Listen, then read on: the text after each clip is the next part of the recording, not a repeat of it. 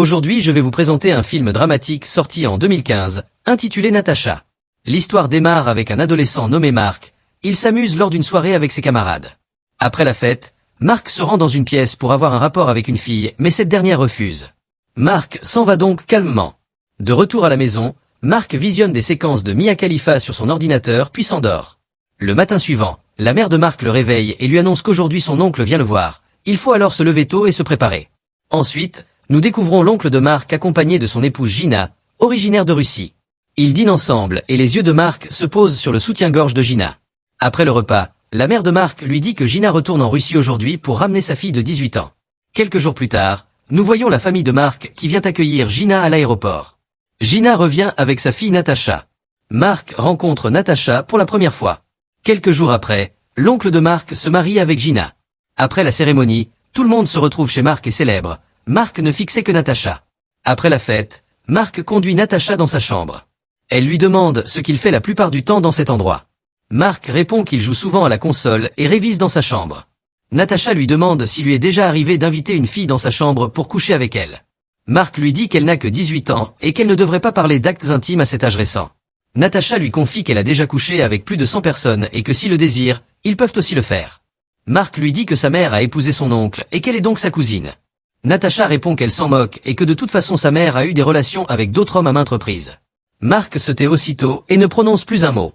Un jour, la mère de Marc vient le voir et lui dit que Natacha est nouvelle dans cette ville et n'a pas de camarades, il devra donc passer davantage de temps avec elle. Le lendemain Marc va chez Natacha, elle ouvre la porte puis sa mère lui demande de se préparer et de sortir avec Marc, mais elle quitte la pièce fâchée contre sa mère.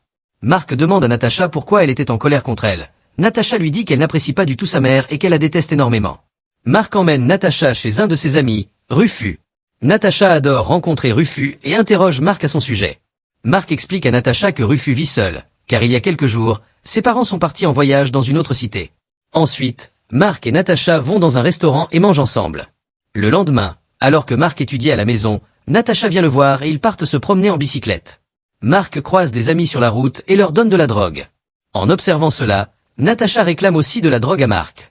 Les deux s'installent dans la chambre et en consomment. Natacha demande à Marc la permission d'utiliser son ordinateur portable. Dès qu'elle ouvre l'appareil, elle découvre des vidéos pour adultes. Marc regardait ces séquences pour adultes, mais il a oublié de les fermer. Natacha aime contempler ces vidéos. Elle ouvre son profil Facebook et lui montre ses images privées. En observant les photos, le désir de Marc se réveille et Natacha commence à retirer ses vêtements et il commence à faire l'amour dans la chambre avec Natacha. Après cette expérience, ils commencent à s'apprécier et passent de plus en plus de temps ensemble. Ils couchent ensemble plusieurs fois par jour. Marc commence peu à peu à être captivé par Natacha. Un jour, l'oncle de Marc et la mère de Natacha partent en voyage et Natacha doit rester chez Marc. Ils sont ensemble dans la chambre et discutent. Natacha dit qu'elle aime être avec Marc et souhaite pouvoir rester ici pour toujours. Marc lui dit qu'elle peut rester ici autant qu'elle veut. Natacha dit tristement à Marc que sa mère trompe son oncle avec un autre homme. Elle dit avoir tout raconté à son oncle mais qu'il ne l'a pas cru du tout. Ensuite nous voyons l'oncle de Marc et la mère de Natacha qui rentrent de voyage. La mère de Natacha lui demande de rentrer avec elle, mais Natacha dit qu'elle ne veut pas partir car elle désire rester. La mère de Natacha lui dit qu'elle sait pourquoi elle ne veut pas partir d'ici et toutes les choses qu'elle a faites avec Marc. En entendant cela, Natacha commence à se disputer avec sa mère, mais le père de Marc la retient. Le jour suivant, Marc vient voir Natacha chez elle et la mère de Natacha dit à Marc que sa fille est corrompue et ses habitudes sont vraiment mauvaises.